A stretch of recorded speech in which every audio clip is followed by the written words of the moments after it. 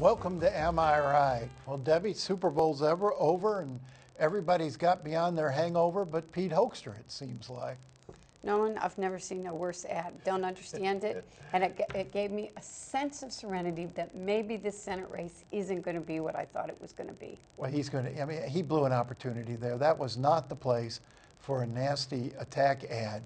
I mean, people were celebrating, people were happy. It was a perfect time to do what Rick Snyder did 2 years ago with his One Tough Nerd ad, and that's brand yourself rather than try to attack someone else. But if you're going to attack, be funny, be clever. That ad missed it. Nolan, it was not diversity sensitive. It was just totally outrageous. But Nolan, it's Valentine's Day. Happy Valentine's Day. Well, same to you. That's why you're in red. I want you to be full of love and romantic and nice to people. And I'll be nice to you today, Debbie. And it's also we remember to women out there, wear red to remember that heart disease is important for you too. But let's get on with it. Let's get started. Debbie, Governor Rick Snyder unveiled his budget Thursday and revealed he's keeping most of the surplus to pay off long-term debt and to build up the rainy day fund. Am I right that this is the most responsible path the governor can take? Let me say this. I'm having mixed reactions to the governor's budget. I think it certainly goes in the right direction. I think it's great, and it's positive that we have a surplus and that we're able to talk about it. We do need to pay off our long-term debts. I'm concerned about what's happening in the education field. I think we took such significant cuts in the K-12 area last year that there need to be more significant cuts. And concerned, happy to see the direction that higher ed is going, but concerned that universities, I am on the board at Wayne State, I admit it, but it's a university that people don't like to care about. They love the, you know, that. Thank you, and I love you for that. But the rest of them, like Michigan and Michigan State and the football teams, and yet it's universities like Eastern University and Wayne State that are going to educate some of the kids that need it the most, that don't have the economic advantages. And I'm worried about whether it really addresses that. I think it's great we're seeing crime addressed. We need to do it. The other thing is that, you know, when you look at these performance-based standards and how they get set up, they haven't worked in other states. It took you, 13 years, but you got your degree. You don't have to share all my personal... No, but I'm saying that because you look at how successful you are. I was a little slow. But I mean, you weren't slow. You worked and got to school at the same time. If you look at what the governor's doing here, though, with this budget, if you examine how we got in trouble in this state in the first place, it was spending every dime we had and then some. It was living on the credit cards. And what he's saying is, look, we got an opportunity here to pay off those credit cards. So maybe 5 years from now, 10 years from now, 20 years from now, it won't be such a struggle to keep the budget balanced. And if we could build up a rainy day fund, you know, I understand we need to do it. A lot's been cut over the last 10 years, and a lot of people are looking at this surplus and saying, you know, give us some of that. You know, from Bill Schuette, you know, to social services people all across the aisle, people want a chunk of that surplus, but they have to keep in mind, if 2012 doesn't go as rosy as we hope it will, that surplus could disappear. It would be irresponsible to commit it and then start cutting all over again.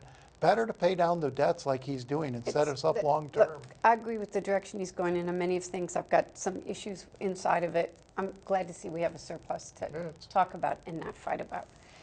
Now, Rick Santorum is the latest non-Romney candidate to emerge in the Republican presidential race. Am I right that Mitt Romney's inability to seal a victory doesn't speak well to his chances in November? Well, I don't know. I mean, these were the 3 states he lost in this past week, Colorado, Minnesota, Missouri. They were caucus states. Caucus states tend to draw out the party base, and the party base tends to be a little further right, perhaps, than the rest of, than you'll see in a primary.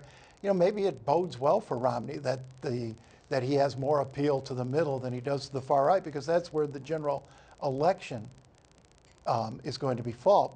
The thing I would worry about if I were him and if I were Republicans is the seeming lack of enthusiasm for these votes.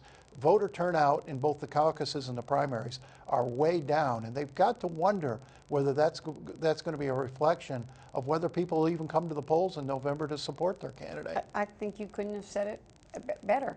I think, you know, a month ago, I thought this was really a competitive race. And by the way, I think we're going to see the ups and downs, and we're going to have things that are going to occur that are going to also impact how people feel.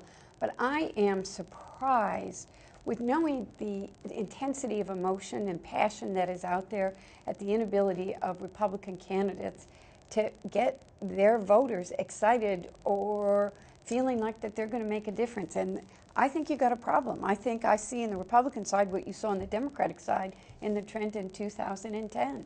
And you're not igniting spirit that's going to drive people to the polls in November. Well, they're counting on Barack Obama exciting their voters, and that may or may not work. I think you have to have a candidate that also gets people to vote for him rather than just against the other guy. But the way the change the Republicans made this year in allowing proportional awards of delegates, same thing the Democrats did in 2008, almost guarantees this is going to be a long campaign, and that may be good for the party. It may be good for the ultimate nominee. It certainly keeps the focus on them, but they've got to find a message that resonates. The other thing is, you say they're going to hope for Barack Obama. Things are turning. People are.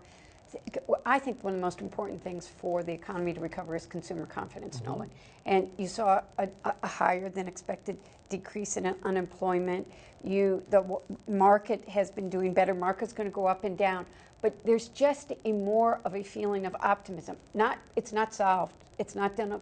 But instead of being depressed every day, there's just that spirit of maybe we are turning it around.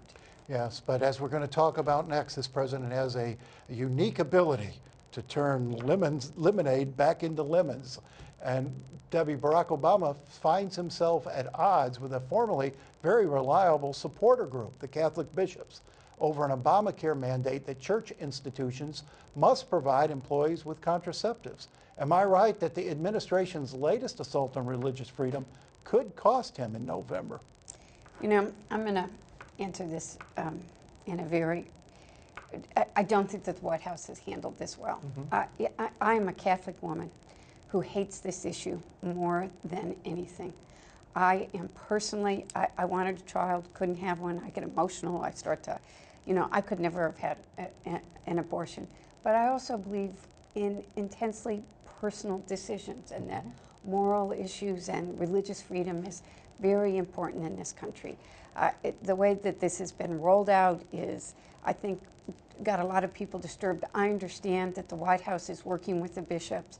I'm just sitting quietly, watching, hoping that people that I love, both of them, work this out in a way that gets worked out. Well, he's taking a very coldly political gamble here, that he can turn this into an issue about access to contraceptives, which it isn't. This doesn't affect access to contraceptives. This is a matter of religious conscience and whether religion still has the same freedom that it always has in this country. You just had a Supreme Court in a rare unanimous agreement uphold the idea that church institutions have very broad freedoms in terms of their relationships with their employees. Now you have the administration coming right back and saying, you have to do something that you say violates your conscience.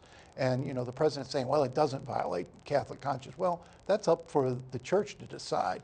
And you have to take a look at this in the overall context of Obamacare. It is just one more example of how this bill will allow massive government intrusion into your personal lives and into your personal liberties and into every other institution of our society. I have three things to say, and this is my least favorite subject in the world for many. I do believe in very strong religious freedom, and I think that that's one of the precepts that we were founded on. My understanding is that, and I think that there have been a lot of communications issues, and I do know that there are a lot of discussions going on, and I really am praying that this gets worked out somehow. But my understanding is that we are one of 28 states that have something that's already similar to it. How this is different, I can't explain it or articulate it. Two, my understanding that its intent was for non-Catholic women or to have an ability to make the decision.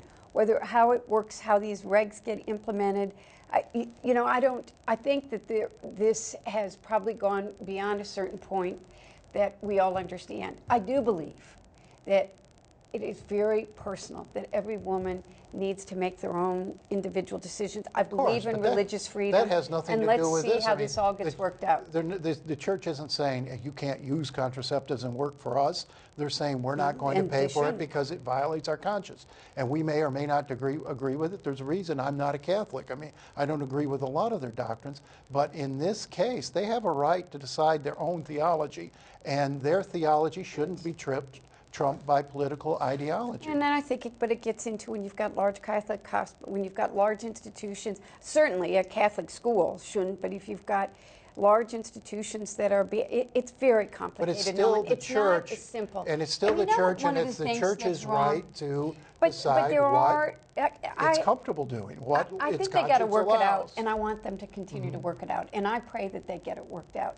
But I think these social issues become so devastating, and women's issues. We always get the Komen Foundation fight that happened last week should never have happened. Nancy Brinker made mistakes. I'm on her C4 board in total open disclosure. I didn't know that they were going to do it. But in the end, there are people now, I think, that would like to see Komen go out of business. And Barbara Mikulski said it very well. Let's all take a step off the ledge. Nancy made a mistake. How they handled it was wrong. But there are good organizations out there that are raising money so that low-income women have access to mammograms, so that we find a cure for breast cancer. These issues get so clouded and everybody starts stating so many misfacts. We've got to find a way to keep tough issues in a calm environment where people and women who are conflicted can talk about it it just gets too political, but we got to move on. Wayne County Executive Bob Ficano is issuing new ethics rules for county officials. Am I right that given what we've seen over the last few months, the county's in dire need of such rules? Oh, they absolutely are. Should have had them in place long ago. But do you trust Bob Ficano and the county commission to make the rules that will actually keep themselves in check? Well, I have two things to say. I don't know what's coming forward, and apparently Bob Ficano's just putting in rules for his employees. I hope that the county commission is going to continue to move forward with what they said were going to be ethics rules. And what they need to have is transparency. They need to have an RFP bid process so that every bid is put out there and you have an RFP process.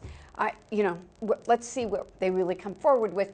I'm glad to hear him talking about them. Let's see him deliver. Well, I think this is the fox guarding the hen house, and I don't know that either one of these bodies, either the county executive or the county commission, have the ethical credibility to make their own standards and police themselves. I think they should bring in an independent, completely unaligned panel to review these rules, make recommendations, check for loopholes, and make sure they're broad enough to cover all of the potential abuses you can think of. But in the end, if you want ethical government, you're going to have to elect ethical politicians. Well, that's and right. Wayne County voters haven't done that over the years. What I would say to you is that, they know what's on the line. They know what the voters want. Voters need to be paying attention to it.